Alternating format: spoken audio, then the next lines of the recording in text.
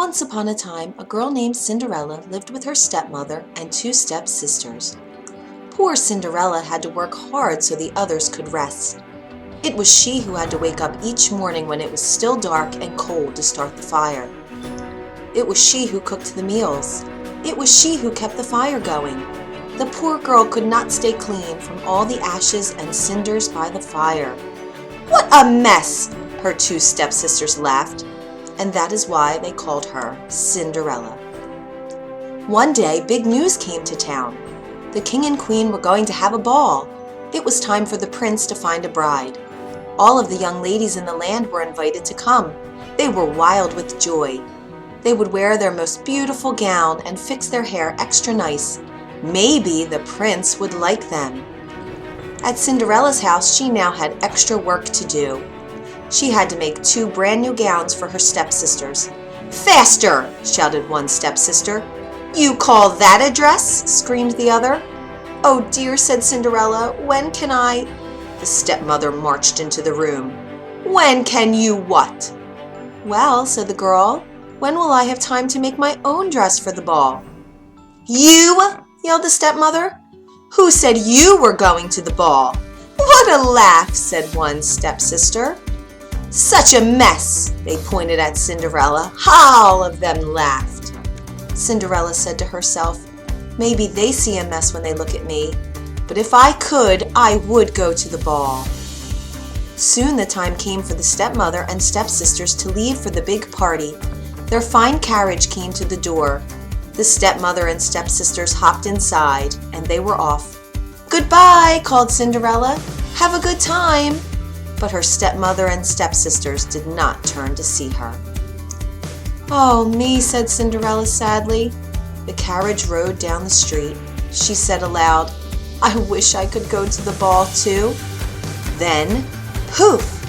All of a sudden, in front of her was a fairy. "You called?" said the fairy. "Did I?" said Cinderella. "Who are you?" "Why, your fairy godmother, of course, and I have come to grant your wish." "But," said Cinderella, "my wish is impossible." "Excuse me," said the fairy godmother in a huff. "Did I not just show up out of thin air?" "Yes, you did," said Cinderella.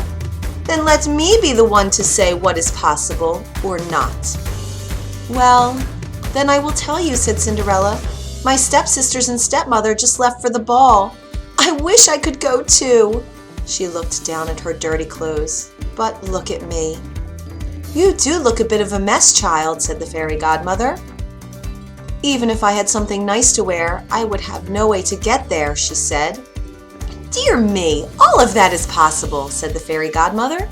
And with that, she tapped her wand on Cinderella's head. At once, Cinderella was all clean. She was dressed in a beautiful blue gown. Her hair was set up high on her head inside a golden band. "This is wonderful," said Cinderella. "Who said I was done?" said the fairy godmother.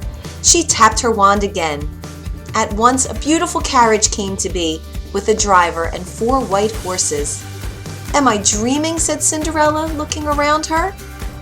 "It is as real can be," said the fairy godmother. "But there is one thing you must know." "What is that?" asked Cinderella. "All of this will last only to midnight. At the stroke of midnight tonight, it will all be over. Everything will back to how it was before." "Then I must be sure to leave the ball before midnight," said Cinderella. "Good idea," said the fairy godmother. She stepped back. "My work is done." And with that, the fairy godmother was gone. The driver called out to Cinderella, "Are you coming?" She stepped into the carriage, and they were off. Over at the ball, the prince did not know what to think. "Why do you have that sad look on your face?" the queen said to her son. "Look around you. You could not ask for finer maidens than these." "I know, mother," said the prince. Yet he knew something was wrong. He had met many of the young women.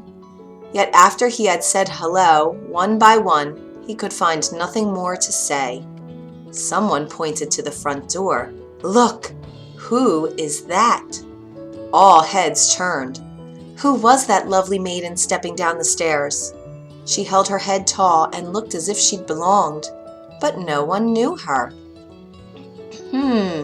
There is something about her, said the prince to himself. I will ask her to dance, and he walked over to Cinderella. Have we met? Said the prince.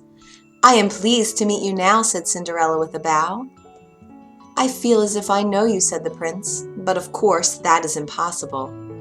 Many things are possible, said Cinderella, if you wish it to be true. The prince felt a leap in his heart. He and Cinderella danced. When the song was over, they danced again, and then they danced again and yet again. Soon the other maidens at the ball grew jealous. Why is he dancing all the time with her? They said. How rude! But all the prince could see was Cinderella. They laughed and talked and danced some more. In fact, they danced for so long that Cinderella did not see the clock. Dong, said the clock. Cinderella looked up. Dong went the clock again. She looked up. Oh my, she cried out. It's almost midnight. Dong, rung the clock. Why does that matter? Said the prince. Dong, called the clock. I must go, said Cinderella. Dong went the clock again. But we just met, said the prince. Why leave so soon? Dong, rung the clock.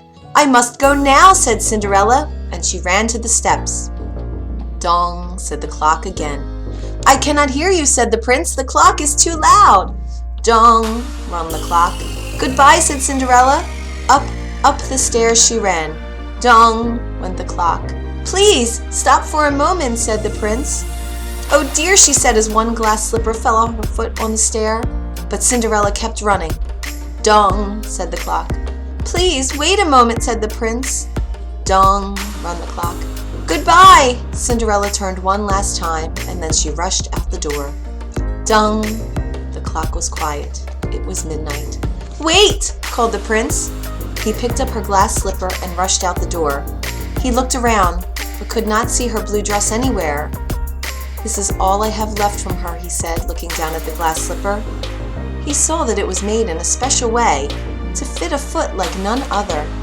Somewhere, there is the other glass slipper, he said, and when I find it, I will find her too, and I will ask her to be my bride.